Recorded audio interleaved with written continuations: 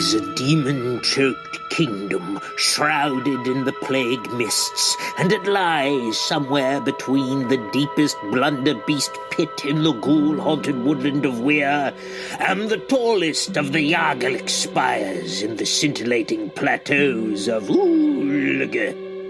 It is a fell land where warriors and warlocks battle abominations for treasure and glory. Welcome, foolish mortals, to the great Eldritch Theatre Dungeons and Dragons Quarantine Podcast.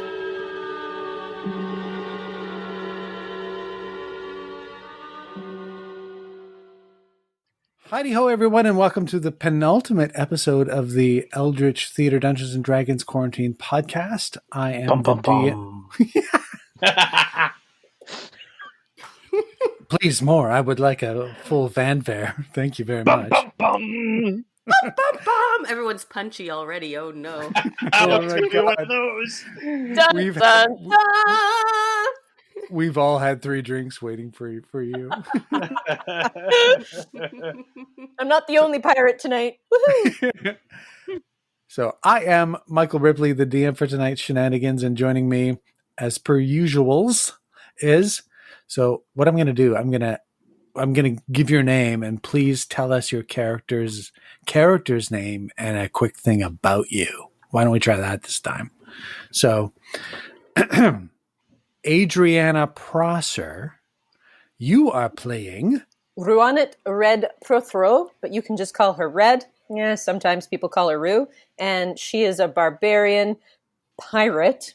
I mean, she would like for you to call her a sailor, but we all know that she's a pirate. And she levels up through drinking and eating chips. So I'll be doing that in the background. Very nice. Phil Rickaby, you are playing... I am playing Vessel. Vessel is a warforged. He is made of wood with opal eyes and a heart of gear, and famous for his beautiful musical stylings that his mates, his friends, his companions love to hear. Moving on. Lisa Norton, you are playing who?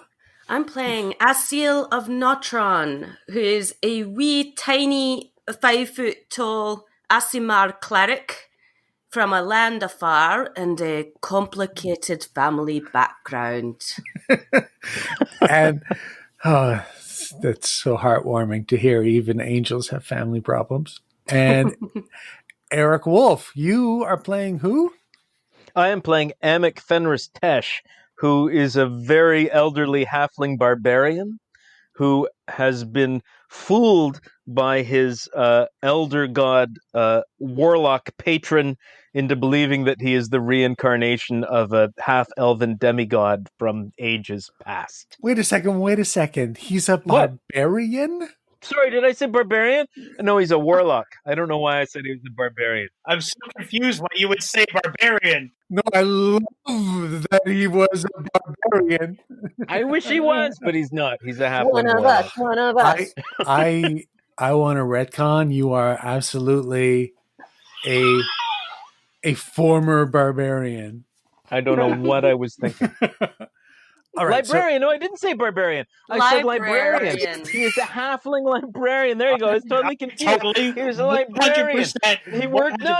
See, I'm not confused. He worked in the forbidden book section of the old Bosford Library and bookmobile. And it was through reading. It was through reading the forbidden books that he summoned this elder creature thing who told him that he wasn't a librarian at all, but he was a half-elf demigod from the golden era thousands of years past. Of course. Makes perfect sense now. I just always mix up barbarian and librarian. I've been doing it all my life. Because they're similar jobs. Excuse me, similar. Are you the barbarian here? Can you help me find something in the art section? Leave the Dewey Decimal System alone! All right, I'm going to recap now. When last we met our gang of adventuresome adventurers, you were walking up the river to the dam, and after a few fleeting glimpses of fabric in the forest, you were approached by a pair of animated stuffed animals, a bear named Po Bear and a piggy named Cutlet. They entreated you to come to their base, the euphemistically named Fort Eviscerate, to meet their lovely friend Revelana. And she, it was explained to you, is a seer and had information to help you on your mission. So, embracing the narrative chains that I had shackled you with, you followed the Stuffies. And when you arrived at the fort, you found that it had been attacked by zombies. So, of course, you attacked. Highlights include charmed zombies dancing a romantic waltz by a suddenly very good but ironically silent to all but the undead lute playing a vessel. Rue is super good at avoiding exploding zombie ogre brains. Amic's love for Asil seems to be morphing into a deep-seated mistrust. No, something secret. While Asil is beginning to understand why Nesbit as fodder may not be entirely evil. Right. So with Pitch's help, you freed a pile of frightened Stuffies, and after reading a note from, it wasn't signed, you found a secret weapon hiding just outside the fort. A creature I described as a blunderbeast. His name is Kyle, which I did not make evident, I don't think. So the note said, if you bring Neferata Kyle, she promises to give you back Revelana. And that's where we stand. So you all wake up to the putrid smell of burning zombie flesh. And a quick I hate the smell of zombies in the morning. It smells like flatulence and rotten meat. A quick look outside and you see that the Stuffies are dragging the last of the zombie corpses to a fire that they have set outside of the fort. Po Bear comes up and says to you guys, "Hey, good morning, sunshines. Don't mind the breakfast barbecue here. Zombies have a habit of getting up after you knock them down, right? If you know what I mean, eh?" Yeah. But you do a headshot. Don't you pay any attention to the stories? Stupid Stuffies. So you notice that the silk balloon that carried the ogre to the fort has been re-inflated, and Cutlet is busy loading books and rocks, some heavy-looking stones, into the basket, and little portholes have been cut into the side of the basket to allow them to actually see out, to give them a view as they fly. And Cutlet's like, we gotta giddy up while the wind is blowing to New Bosford.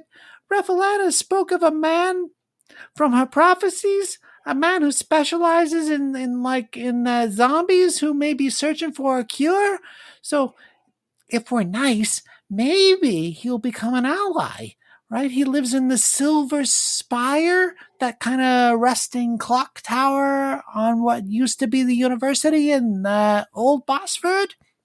And the moment she describes that, Vessel, you, as a resident of Old Bosford, know what she's talking about. The ironically named now Silver Spire is an old clock tower that is rust encrusted. Looks like it's about to fall down, but it's the tallest building in your neighborhood and casts a long shadow across the whole of the city. Is it in New Bosford or Old Bosford? If I said New Bosford, I meant to say Old Bosford. Okay. You said Old Bosford, yes. It is, it's a clock tower in what used to be the university of the town before everything was abandoned. So the Blunderbeast, Kyle, we'll call him because Kyle is easier than Blunderbeast. he approaches everyone and he insists on joining you in your journey to the dam. He escaped from Neferata, but now blames himself for the pain and suffering that's been brought upon the Stuffies. He's like, I never should have left Neferata. Like, sure, she's bad, but now she'll kill Revelana if I don't return. And she wouldn't think twice about it. I've seen her toss people off of the dam for like spilling wine. She enjoys watching things die. So, why does she want you back with your crazy speech impediment and ugly looks? So, I do have a bit of a speech impediment, sure. It's called a lateral lisp, and I'm working on it. But that is sort of beside the fact. I think that there's something about me. And he takes a little bit of a pause, and he looks you all one by one in the eye, and he says, Neferala, she's creating an army using my design as a template. She's got a whole army of me that are going to attack Bosford. Lordy. And he shows you exactly what that means. He is, as you look at him, and he's doing this kind of transformer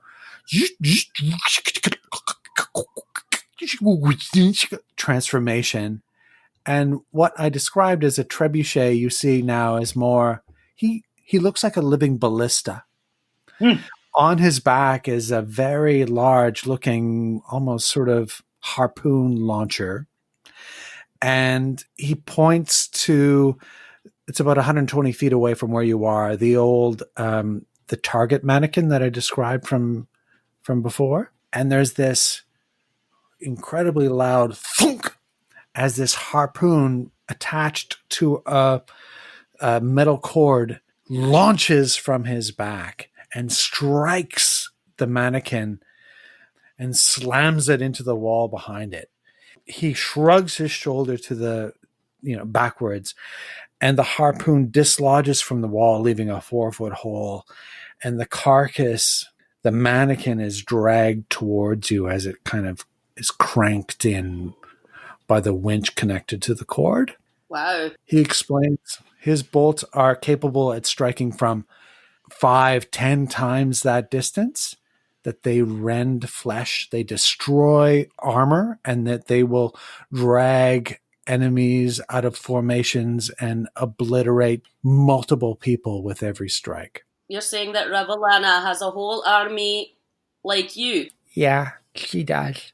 Oh, a whole army. That's convenient. But why does she need you back then? I don't know. Does she need you to make more of her? You? I don't understand. There's so many of me now. Well, we clearly cannot let someone with the powers of Kyle fall into enemy hands. But I have an idea. Cutlet, Pooh Bear, come here! So Cutlet and Pooh Bear come up. Great. So yeah, what do you want? What do you want there, guy? Shut up! Don't talk! I have a brilliant and cunning plan. So I take Pooh Bear and I put him on Kyle's shoulders. Okay. And I take Cutlet and I put him on Pooh Bear's shoulders, and then I take the Warforged's cloak and I wrap it around them, and then I take Red's hat and I put it on top of Cutlet and say, look, he looks just like a Goliath barbarian who is journeying with us. Now watch. Cthulhu Fatagan. And now I'm going to use disguise self to transform myself into the form of Kyle. Now we can sneak in to Neferata's camp and she'll never know what hit her. Wait. If you're disguised as What? Kyle, then she'll kidnap you as soon as we get there. But what good am I? the question that we've been asking from the beginning. She can't make more things with me. And besides, then I can just help. Then we can destroy her from within because I am a golden god. All right, I'll go along with that. There we are. So as you're describing this, Kyle is looking very nervous. He's like, he says, "That sounds really dangerous." Be quiet. You're hidden in the coat. All right. But here's the thing. She's a very powerful magic user. If she suspects even for a moment that you are not me, what's to stop her from, I don't know, killing all the Stuffies? Asil will save them all by sacrificing herself. He's got a very, very, very determined look in his eye. And he says, "I will not let you sacrifice your life. I am just a stupid little machine. She's got a whole bunch of them. I don't understand. But if it means that I can save one life after creating so many machines," not myself, but you kind of know what I mean, right? Yeah, right. Oh. If I can save your life, if I can avoid her wrath by it, because for sure she'll attack the Stuffy. She knows that I came here. I have to go. This is something that I have to do. Kyle, Yes? Would you feel at all comfortable going in my bag of holding? Oh, what does that mean? That means that you would be disguised and I would carry you along and no one would see you with us. How is your disguise better than my disguise? I have 2 Stuffies and a warforged in a coat. Pole Bear's like, how is your plan, you perfidious witch? How is your plan better than my plan? And I'm going up the corner and I'm crossing my arms. I'm going to stew. Okay. Angrily. All right, I say we let Kyle decide. Well, before Kyle can say anything, Pole Bear steps away. He says, "Hey, here's the thing. If this brilliant disguise doesn't work and you guys are taken out, we're gonna need help, right? From what Revelana says, this guy in the Silver Spire there, Revelana says that he knows a lot about the zombies and stuff. If Colin and I go there, we can make sure that if it fails at the dam, we at least got a backup. Am I right?" I think you're right. So we send the Stuffies to the spire. We put Kyle in the bag of holding and go for a walk to the dam. Whatever you guys want to do, but I really think Cutlet and I here, we gotta book it, right? To the spire. To the spire. We gotta bring this guy on board. You know what I'm saying? And Cutlet's like, "Well, I don't know. They do kind of make some good points, right? I just, why can't we all just be friends and kind of find something that..." And Pole Bear walks over to him and gives him a little kick in the behind. "You stupid pig. Listen to me for once, would you? Revelana said this. We got to listen to Revelana for Christ's sake. This is what she wanted. And sure, I said Christ, and he doesn't exist in this realm. But it felt right in the moment." So he drags Cutlet over to the balloon and tosses her inside.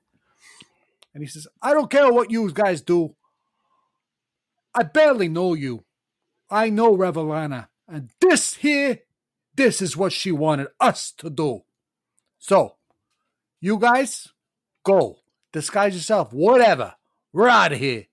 And he chops one of the ropes to that is holding the basket down, and the balloon slowly lifts up into the air. You see Cutlet looking through one of the little makeshift portholes, waving very excitedly at you as the balloon rises up into the sky. I should also point out that you don't see any other Stuffies around at all. They all seem to have disappeared. Well, that was dramatic. What an exit. Well, Kyle, do you wish to get into the bag? Sure. Unfortunately, won't like how much air is inside them. Maybe I should get into the bag when we're closer to the place where we're going, to the dam, maybe. Whatever makes you feel. Wait, do you breathe air? You breathe? Yes, of course I breathe. I'm going to lean over and say, You see? You can't trust the Aasimar. She's trying to kill us all. But I'm going to say it so that nobody else can hear. What are you saying over there? Nothing! Wreck my plan, will you? You'll repent. Oh. And I'm saying to myself, why does he hate me? I was just starting to come around to liking this guy. So it is the morning. It is, if you don't mind, I'm going to just zoom us ahead in time here. You are now about, it's maybe 5 o'clock in the late afternoon. And you're within like 500 feet, like 200 meters of the dam for all of our European and Canadian friends. See how I did that? I'm mixing in the metric and the imperial. That's well nice. done. And the That's Jesus. good of you. It's good Dirty. of you. Just dirty. And the Jesus too. Jesus. It's really good of you to fit Jesus in there. That way, nobody can say that Dungeons and Dragons is Satan worship anymore. Okay, so you guys are at a position where you can see the dam. It looks like a giant factory has been dropped in the riverbed. Smoke blows out of 3 large smokestacks near the center of the structure. There's a large set of double doors at the base of the dam on the same level as the dry riverbed that you had been walking up to before. The path that has brought you to the dam has been through the woods alongside the river. So you've kept cover. It's guarded by at least one gorilla-like creature. And if you recall from the description of the attack on Fort Eviscerate, it's a large gorilla with what looks like a helmet that has a prop on top that allows it to fly slowly through the air. At the top of the dam, protected by what look like more vampire wannabe goths. Oh no, not them again. I hate them so much. Goths again. I hate the goths so much. So 1997. They fill me with so much rage. One of them is wearing a really, really cool 9 Inch Nails t-shirt. Very kind of ironically neon. I hate that guy the most. Oh, he's too young to even know who they are. Look at that. He's trying too hard. He really is. That's why I hate him more. They were my favorite bards before their new stuff and they sold out. He and his friends, they appear to be guarding what looks like a supply entrance for things that have been brought upriver. So on the other side of the dam is the actual river, where the river would have flowed. But now there is a large lake that fills the valley and the surrounding lowlands north of the dam. So there's this flurry of activity. It looks like something is about to happen. There are thugs unloading a barge and rushing the supplies into this, we'll call it a shipping entrance. Down in the riverbed, there's a large swath of tracks that a huge contingent of wheeled things have exited from the fortress and are on their way downriver. There's a cloud of dust actually far off on the horizon that suggests the force might be halfway to the town. Oh no. What do you guys want to do? Well, if it were my plan that you guys ruined, we could just sneak right in. We could call them and I could get the Wookiee prisoner gag and it would all be good. But now we've put him in the bag of holding. What are we supposed to do? All right, well, he's... Well, can't you still disguise yourself as Kyle? Exactly. Yes! Why didn't I think of that? I'm Kyle again. All right, quick. Pretend, make the trade, quick.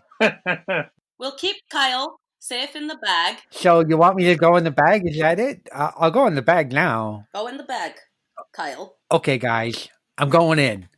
So you open the bag and he reaches one arm in, and with a twist of his body and some struggling, you actually manage to fit him inside. He's able to do his kind of transformer thing to make himself thinner, and he plunks inside. He can only be there about 15 minutes.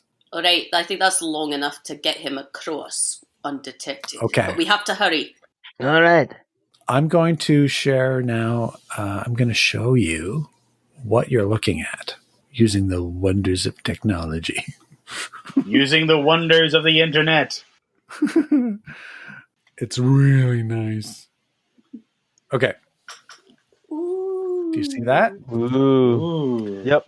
Isn't this nice? So look here, I can like move Nesbit. Can you see him moving as I move him? Yeah. Oh. Nathan Fillion.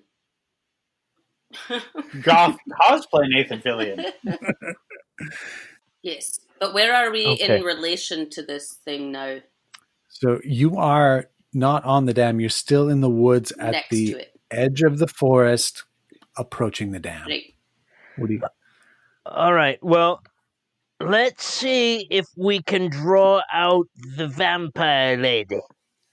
So I will march out of the forest, bidding my companions to follow, and I will yell, Hello, vampire lady. It's me, Kyle. Come out. Here I am. I think I fooled her. I've come back. I don't know why you needed a spell. That was perfect. That was absolutely this is Kyle. This is totally Kyle. Okay, so you step forward, disguised as Kyle. Yep. Oh, and I'm going to whisper at him, the lisp, the lateral lisp. That's what I was doing. So, okay, let's do a deception check here. Come on, that was perfect. My deception check is it was extremely high. It was 24. Okay, so you step forward. She was perfect. There are 3 guards that you can see. There's 2 vampire wannabe goths that are standing by the door, and there is another one at the edge. This kind of goth cosplay Nathan Fillion kind of looking guy who is holding a crate. Approaching you is one of the Yargaliches. It races toward you and slams down on the ground in front of you. It goes, and it looks at you and it says, Kyle? Yes. Are you all right? Yes. Can I be the boss lady? She's told us that we gotta bring you to her. Can my friends come too? Your friends? What are you guys doing? We're kind of trying to hide behind a tree. Lurking. We're lurking behind and smiling insipidly and waving in a friendly way. I am hyperventilating behind a shrubbery. Yes, come here. They're here to help.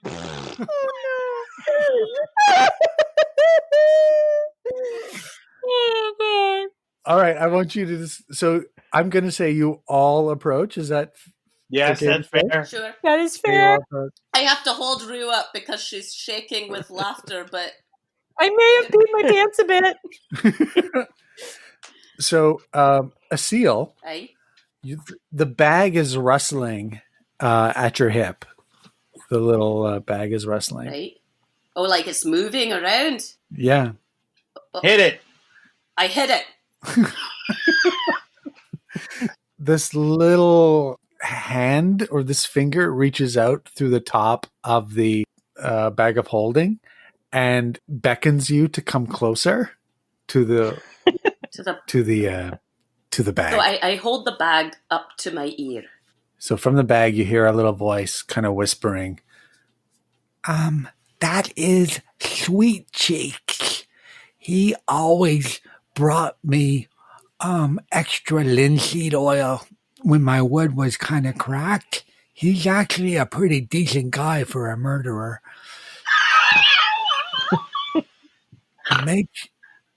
Make sure you call him Sweet Cheeks. Tell that to him. Tell that to, what's his name, Amic? That dude. Make sure he knows that is his name. Because I always called him Sweet Cheeks. Right. Now we're right in front of Sweet Cheeks. To find a way to communicate this subtly. Sweet Cheeks is... Kyle, is this your friend Sweet Cheeks, of whom you have spoken so highly so often? I say. What the hell? Sorry, my bad. How does Vessel know that? Vessel? No. Vessel? I don't. Okay, I get don't. it. That was just Phil. I don't. But that is in fact what I say. Vessel just overheard it and was relating it to you. So, Amic, you've been given some information, but Well, I think we need to do another deception check based on the Keystone Copishness of what just occurred. So, can you roll, Asil? Can you roll a deception check for me? I can. Yes, I can. Remember, I've rolled a 4, and my modifier is a 1. 5. Oh. So Sweet Cheeks is standing there. He's actually quite happy to see his old friend, someone who he thought maybe he would never see again. But as you lift the bag of holding up to your ear, his eyebrow sort of arches, and he's like, "Hey, I think I recognize that little voice." Sweet Cheeks, I say. She's you must. She's holding me prisoner, and she's cloned me and put me in the bag. You must kill her to save me, Sweet Cheeks. Don't be ridiculous. Did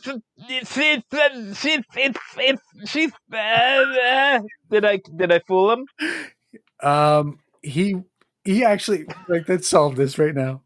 He's like, "No disrespect to you, but I think that maybe something isn't right here." and he reaches out his big gorilla hand to give you a pat, like he has done so many times, rubbing linseed oil on your back. And his hand, Damn it, Asil, you wreck everything. and he's like, "Wait a second. So the What the second hell he is touches me on the back, I'm casting fire. no, we're rolling for initiative. And it whispers. No, rolling for initiative. Everybody roll for initiative. Oh, damn it, Asil. So, Rue, what'd you roll? Oh, sorry. Hold on. I need to put it's going to be bad. It's 3 plus whatever this terribleness is. It's going to be so bad. 3 plus 3 is 6. Oh, no. Oh, no. Amic? 10. Damn. Vessel? I also am going on 6. Holy crap. Asil? 7. This is the worst. Shit. We're gonna get killed by the helicopter gorilla. This is just bad news all around. Kapitch, he'll save you. Come on, Capitch, I forgot you were here. Capitch rolls he rolls an 11, which is a 14, so that is not great. Oh, yeah. Okay. Guys, where's our initiative? So it's going to be like this, is it? Here's the thing. Nesbit goes first. So what do you want Nesbit to do? Well, I would like Nesbit to fly up to Sweet Cheeks' propeller and just hang on to the propeller and stop it from moving as best he can. Okay. So that should slow him down, so at least he can't fly at us, and maybe it will cause some other comedic fun. All right, so I'll put Nesbit there. I'm going to place Kyle up here. Asil, you are relatively close. Amic, you're right in front of Sweet Cheeks. Great. Capitch. Thanks for nothing, cleric. Capitch is over here. Vessel, where do you picture yourself? I picture myself like I was near the back. I was not anywhere near the front. Okay. I'm not in a great spot here for combat. What about you, Rue? Where are you? Yeah. I mean, I'm usually first to barge in, so anywhere. Listen, guys, I think I can prevent combat. It's too late.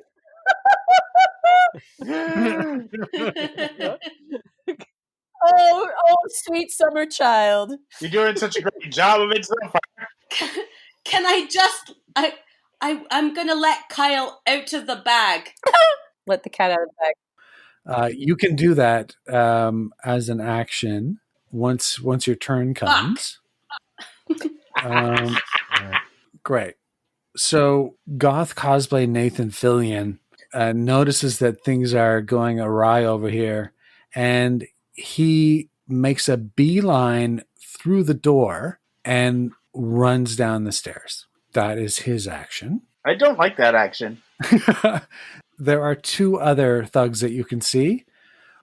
They look like they're two generations of the same family, and they both have kind of a sallow blue complexion, which suggests that they probably should eat more vegetables.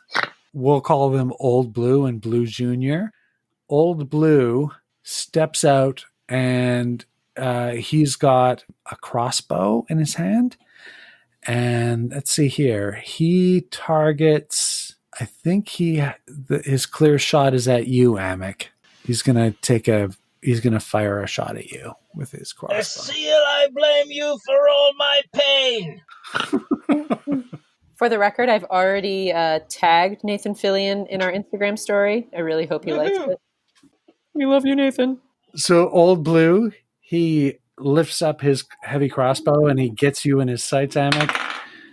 He rolls an 18. Oh, yeah. Oh. And he does 7 points of piercing damage as the bolt flies through the air on a straight line right into your hip. That's got to hurt. First she breaks my heart and then my hip. Oh, your hip wasn't looking that good in the first place, face it. Ooh, bird. The other dude, Blue Junior, he runs around the corner, and Rue, he has you in his sights. He's going to shoot you with his crossbow. Oh, shit. Ha! I jump out of the way. He rolls a natural 20. I do not jump out of the way. I jump into it. Oh, no. This is the worst. Oh, Rue, why are you jumping into it? I know, I should never do calisthenics. Okay, he rolls a natural 20, which means he does 7, 15... Stop rolling. 17 points of piercing damage. Ow.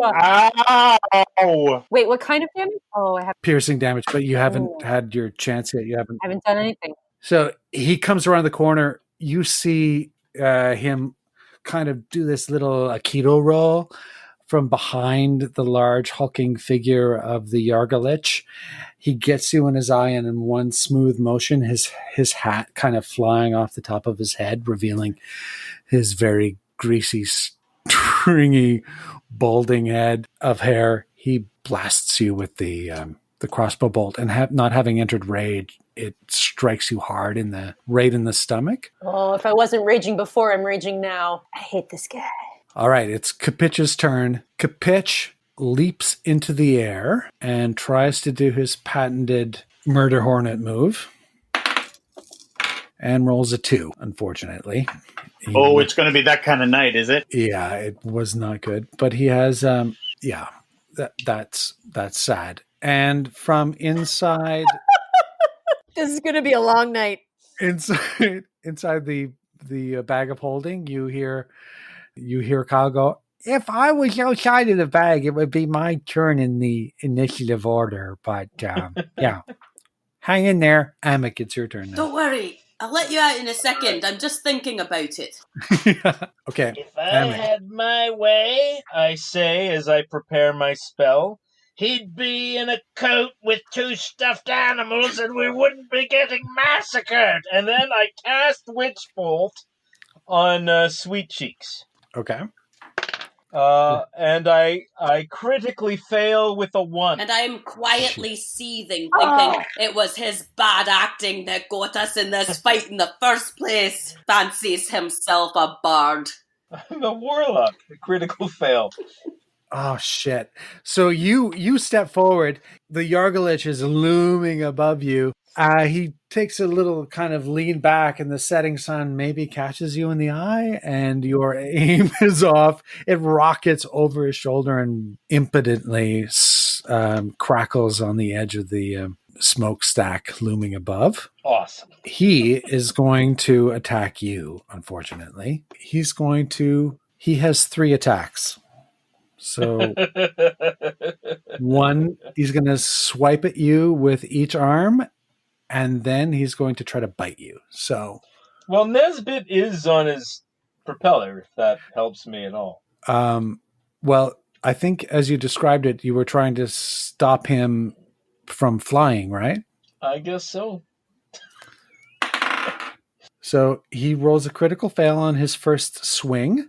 Woohoo! So he's like, "Ha! You think you can do that? I can do that too." And then a 2 on his second swing. He's like, "Oh, come here, you slippery little." And then maybe it's because your disguised self is still dissipating. And with his bite, 19. Oh, yeah. So he does 7 points of piercing damage. Damn it! And he chomps down onto your shoulder. Ooh. Ow. Okay, Asil, you're up. I say, "Sweet Cheeks, wait!" And I open the bag. Okay. You use, I'm going to say this is a rather simple action that will only take a bonus action. So you very quickly kind of just turn the bag inside out. Right. And Kyle spills out, as does all the stuff that you were keeping in there. But there's Kyle, and he's like, "Thanks, sister. We'll show these guys." Now, what are you going to do with your action? Oh, well, if he wants to show these guys, then we'll show these guys. Okay. So I'm going to take out my crossbow and shoot at the younger one that looks like the other one. The one that just shot at Rue. That's right. So I have a clear shot, I think. Go for it. Crossbow, engage, 14. That just hits. So you hit Blue Junior. Yeah. Right on. All right. You dump out Kyle. He skitters around and lands on his feet, doing his little transformer thing. You, in the same motion, bring up your crossbow and aim it at Blue Junior. The crossbow bolt is like on a laser towards him. What damage do you do? 6. 6. Okay. You strike him. Not 6. 6. No. Though he's a little bit disappointed. Just thought he maybe had a chance. All right. Yeah, you strike him full on right in the kneecap, and all thoughts of maybe asking you out for coffee go out the window. Rue, you're up. All right. So that Blue Junior is the one who hit me? Yes. Yeah. Okay. So I definitely am in a rage because that ticked me off. Okay. Get him now while his kneecap is damaged. I certainly will. So I'm going to go rush up to him. I've done this. I've given you a little token that shows that you are in full rage. See that? Roar, raging. Rah, totally raging. I'm going to get him with the pointy end. Okay. So Kraken's eyelash into his eye socket. Okay, so 1d8 in the thing. Ooh, 19 plus 7 means I hit him. Oh, for sure. And then 5 plus 2 is 12 hits of damage. Boom. You come at him. He sees the... Are you going to zap him with extra lightning? If you... Can I? Oh, wait, no, you can't. I you can't because you rage. used your bonus action to go into rage. Yep. So you reach forward, but still you are at the head of this nimbus cloud, roaring towards him. You nail him with your rapier right through the chest. The only thing stopping it from going through his entire body is his shoulder blade on the other side. You pull it out. There's a gush of blood. He's definitely bleeding. He's not looking good. Great job. Thank you. And once again, these guys, he's not a vampire. No, fully not a vampire, but Just so a weaselly goth. Yeah, right. He looks at you and says to Rue, he's like, sorry, I don't know what your name is, but like there might have been a chance with me and your angel friend, but now that you've stabbed me, that is off the table. Vessel, you're up. All the looks of a vampire and none of the actual powers. Losers. No. I am going to walk just a little bit past him. I'm going for Sweet Cheeks here. He's the big guy. I'm the big guy. Big guy to big guy. And I'm going to engage my long blade and swing it once and then stab him in the chest. Go for it. 17. That totally hits. Nice job. You nailed it. Okay. The first hit on Sweet Cheeks. And we're getting it for 6 damage. 6 damage? Slash. So all right. You step forward and whoosh, your arm blade glinting in the setting sun. You cut deep into his leg. All right. Are you going to use action surge or any of your dice to create an effect or anything like that? No, not at this time. Okay, great. So that brings us back to the top with Nesbit. So Nesbit is going to aid my next attack by attempting to confuse Sweet Cheeks by just sort of whispering random facts in his ear. Do you know that the random things that I can't even think of now? Things he read in the library over the years. Yeah, just random library things. Okay. So that will be his bit. Old Blue, who fired an arrow off near the top of things, he's going to just step forward and Kapitch is the one that he has the best shot at, so he's going to aim his crossbow at him. 19, and he hits Kapitch, and he does 6 points of bludgeoning damage. Piercing damage. Kapitch is swung around by this crossbow bolt as it strikes him in the back shoulder. And moving on, Blue Jr., not happy that you are raging in front of him. He's going to take a swing at you, Rue. Damn it. But he's attacking you with his mace, which means he has 2 attacks. So his first one is a 20. Ugh. Ah! And his... God damn it, I keep falling off the table. Oh, and his second one is a natural fail.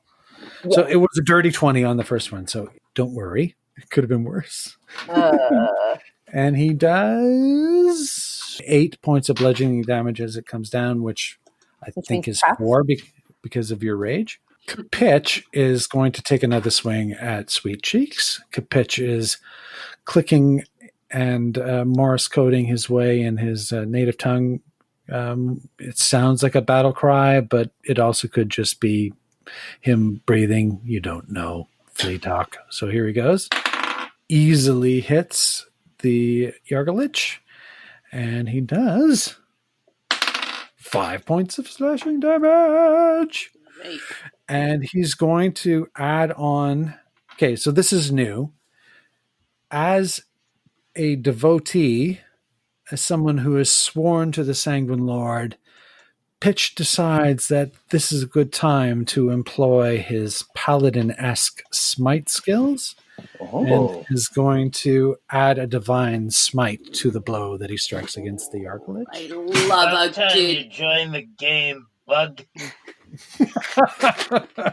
I love a good divine smite. Nothing more satisfying. Unfortunately, I have to bring up his character to roll that. So just la la la la, talk among yourselves. And meantime, we all chant, "Kapitch, kapitch, kapitch, kapitch," and we take a little water break because we're thirsty. Ugh, water. Stay hydrated, everyone. So he does another 9 damage on top of it. The glaive arcs through the air. He strikes him hard, but there is a blast of radiant light that singes the hair on the Argalich's back, and you see it sort of corsicate down his back like a static cloak of electricity, and he does additional 9 points of damage. Oh. And now it is Kyle's turn. Go, Kyle. Kyle. Kyle's like, oh, hey guys. Sorry to do this. Thanks for the linseed oil, sweet cheeks. And I mean that in a nice way. And he lets go with a lancing bolt attack. 11. So he rolls an 18 and he hits him hard. The ballista releases this harpoon-like object, which races through the sky and slams into the chest of the of Sweet Cheeks. Ooh. And it does 14 points of damage. And that isn't enough. Another bolt kind of rotates around, almost like it's on this, like a swivel. Another loaded ballista spins around on Kyle's back, and he says, like I said, really sorry, but I got new friends now. New friends who don't want to make copies of me to destroy the known universe. And he rolls a 26. Oh. Kyle. Good Lord. 19 points of damage. Jesus, I think we're just going to let Kyle do the fighting right now. Why are we even playing this game? Why are we Well, here's the thing. Now that he's fired, I have to roll a d6 to see if he breaks. Breaks? Yeah, well, remember in the last episode he was hiding in the woods? Yeah. It's because when the Yargalich initially attacked, he tried to fight, but he broke. Oh, no. I think the stupid thing could mention this. He's kind of shy about that, but he's fine. He's fine this time. Okay. All right, so next up is you, Amic. All right. So I will hold my rod of the Pact Keeper in the air and meet Sweet Cheeks, glare at him eye to eye, and in his ears he'll hear the words, "You're ugly, and your mother dresses you funny, and you smell like monkey poo," casting dissonant whisper. So he must make a wisdom save, possibly disadvantaged because my familiar is also filling it with crazy factoids. All right, okay, we'll do that. All right. So he rolls a 17 and a 7. And thus his brain bursts with 15 points of psychic damage. And he must flee me. He must try to get away as far as he can because I've upset him with my cruel, taunting whisper. Okay. So cruel. That was So cruel. amazing, Amic. You annoyed him to death. Amic, you guys see Amic. He does this little like finger, come here, and Sweet Cheeks, super confident, leans down, offering Amic his ear. You whisper your horrible incantation into his, and you all see Sweet Cheeks' eyes widen in fear, and it starts to back away from him, completely terrified. Wow. All right. What did you say to him? It was cruel and nasty, but my tongue is sharp when unsheathed. Can you tell me again? He's trying to get away from you, right? He must get away. He must use all his movement to get as far away from me as he can. Okay. On his next turn, I guess. Well, but if he's passing through, then we would get an opportunity attack, right? You would, yes. So he's going to try to lead. I think it's supposed to happen on his move, though. Yeah, his action and his move. He's due up now in the initiative. So. Oh, he's due up next. Oh, yeah, he's right after you. Right. So as he steps away, Amic, Kapitch, and Vessel, you all have opportunity attack here. Well, I will Eldritch Blast him as he runs. Okay, try to hit him.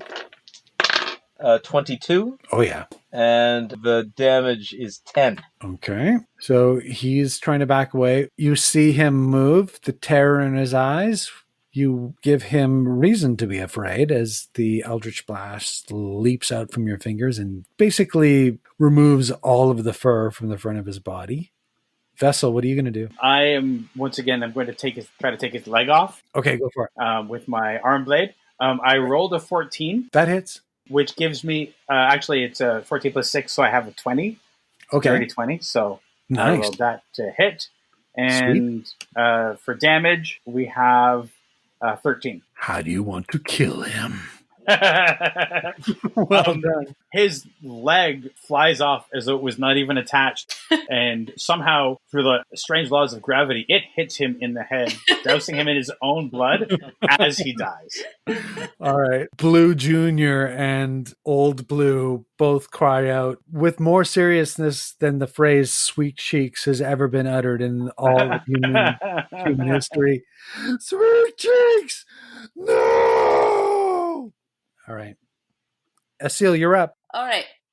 It looks like Nathan Fillion, that goddamn goth Nathan Fillion, is hiding far away over there, isn't he? No, he's gone. He went inside. Oh, he went away. All right. I thought he was still on the stairs. I am going to unleash a psychic weapon, which I have a 60-foot range. So I'm going to... Who's further away? Old Blue. Okay. I'm going to run over there. I'm going to run down and where I can see him. Okay. And I am going to conjure a spiritual weapon in the shape of a big mallet. And there it is. Doing. I had that ready for you. You had a large mallet waiting. I did. I always have a mallet waiting for you. What does that mean? I'm so sorry. I apologize. And I roll a 13. You roll a 13. Oh, I'm not sure that hits. Shite. No, it does. No, absolutely it does. I apologize. Yes, it hits. Right. And the damage is 8. Okay. So you can cast Spiritual Weapon with your bonus action. You still have an action. Ooh. Well then, yeah. I'm going to throw a dart at him. Nice. Okay. Go for it. And my dart is a 23. Oh, damn. Was that a natural 20 plus stuff or 19 plus stuff? It was a 20 plus stuff. Ouch. So you rolled a 20 and there was stuff on top of it? That's right. So that is a critical hit. Woo! Which means you roll the D4, I believe, for the dart twice, and then you add, so it's double damage plus your modifier. Which is a 5. Oh, wait. Total 5? Yeah. Great. And you rolled it, see, the one thing about D&D Beyond is it will assume that it's a single attack. If you're rolling a critical hit, it won't roll the dice twice. Oh, it did 1d4 plus 1. And it was supposed to be 2d4? Oh, it's okay. I have the virtual dice thing in Google, so I'll do that. Okay. So 2d4 plus 1? Yeah, well, you already have 5, so just roll another d4 once. Oh, okay. So that's 7, and I add the 1 for an 8. How do you get 7 on a d4? Oh, sorry, I rolled 2d4. Cheating! That's how! Good old-fashioned cheating! Well, I support this message. Oh, that method of playing D&D. I understand. that would be a 2 with less creative mathematics. It's all good. So another 2 damage. You look almost ninja-esque as you flip around here. Your dart, you maybe throw it underhand. It starts below the level of the barrels that are in front of you, but rockets up on this high arc and lodges itself into his neck, striking critically. That is a brilliant shot. Well done, Asil. Thank you. And he spins round and round as he's dying, just spraying blood everywhere in 360 degrees. He's like a blood sprinkler. Exactly. You've done really well. As he's spinning, he looks up at his son and he says, Junior, remember, dude, if we survive this, we're going surfing. This weekend, you and me, man. And he does a little hang 10 as he's spinning around, the blood launching from his carotid artery. And I say, oh, goth surfers. They're the worst. The worst. They are the worst. I don't feel bad about killing these guys at all. Rue, channel your rage. What are you going to do? I need to kill this blue junior surfer goth dude punk. All right, here we go. Just wants to hang out with his son. I don't know. 16 plus 5 is 21. Nailed him. 13 damage. Plus, I get to hit with my other hand because reasons. Oh, not so good on the other one. 7 plus 5 is 13 to hit. That hits. Woohoo! 8, 9, 10. So you kill him. Oh, but do I? You really do. It is glorious. How do you do it? We shiv him with the pointy end on my rapier.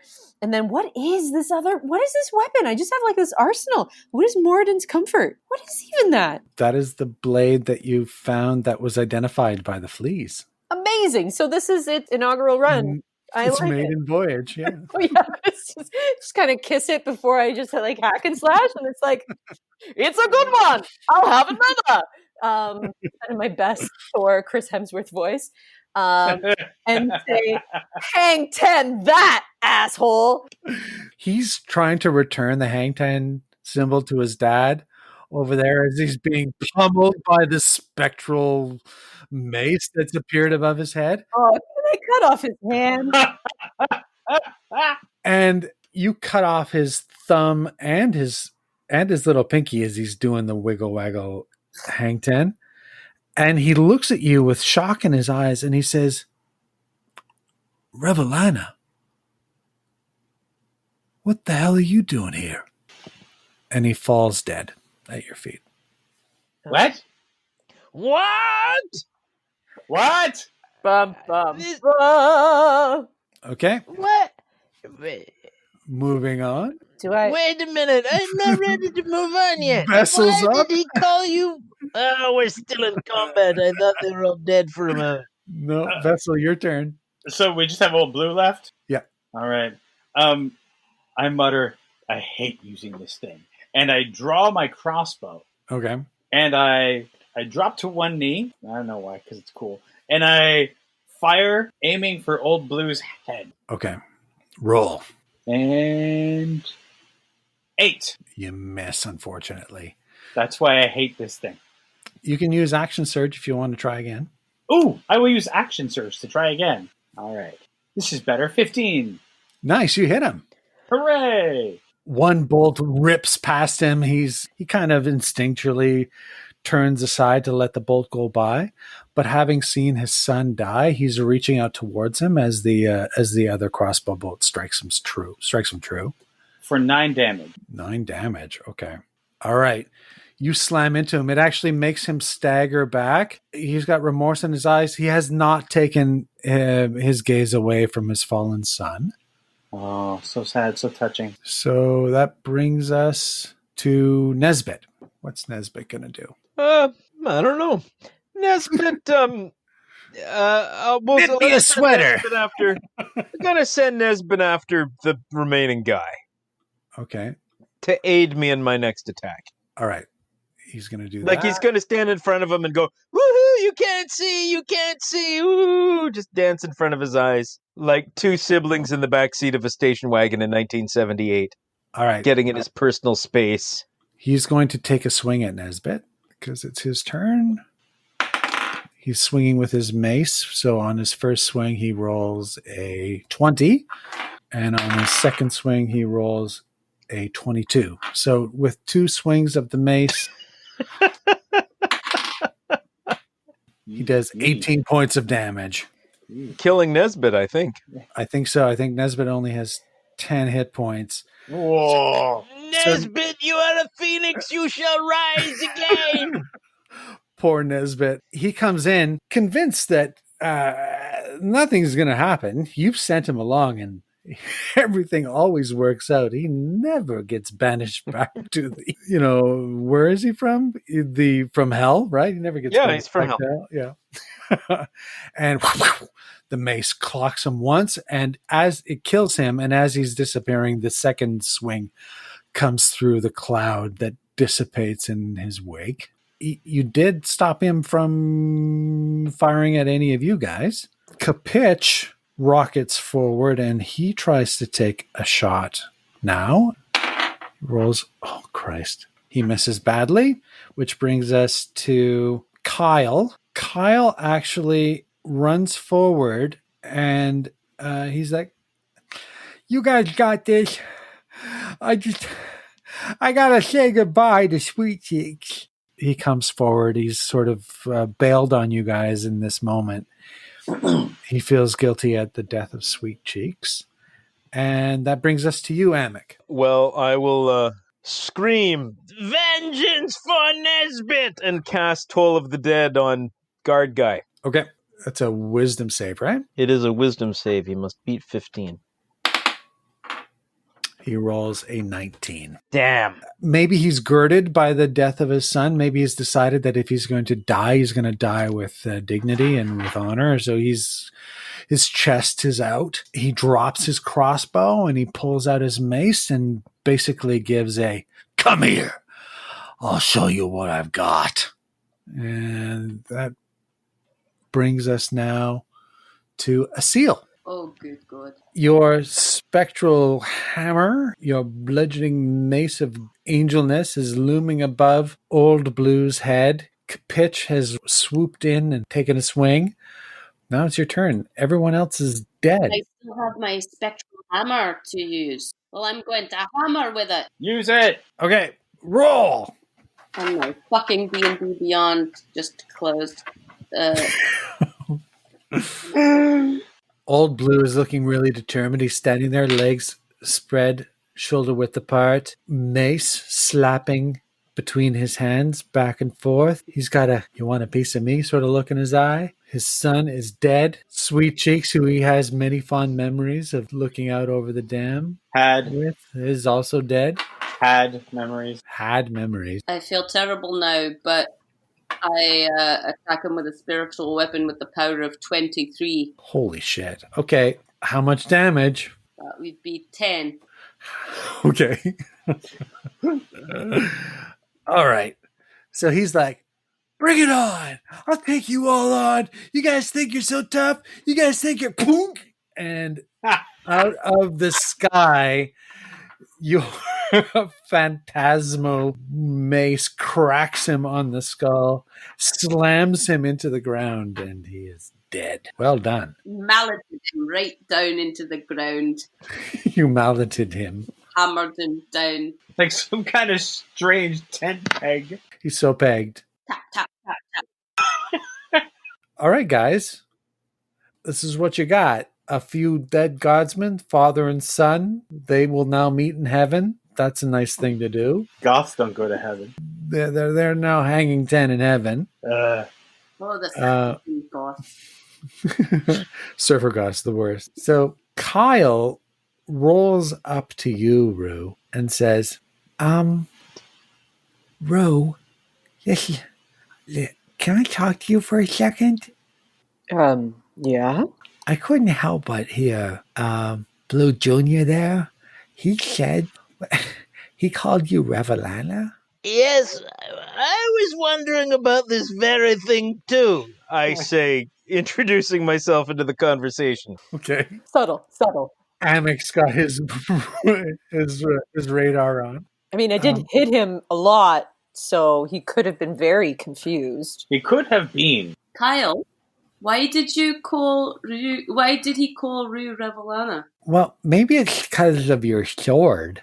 Revelana has a sword just like yours, Rue. Can I see it? Which one? I have a lot of pointy objects. The rapier one. Wait. You can look with your eyes, but not with your hands. This is the Kraken's eyelash, and this is a legacy of my father's. This could not be Revelana. Revelana has a sword exactly like that one. Hold your gasps. There is no such thing. This belonged to my father. This is an heirloom of my family. I feel that I've trusted you all, and yet you're all filled with secrets. I'm not filled with secrets. Kyle, what does Revelana look like? Oh, she's really pretty. She's got this long hair. It's like red, and she's got this like beautiful, kind of like you, Rue, kind of. And he stops right there, and he's like, "Holy shit!"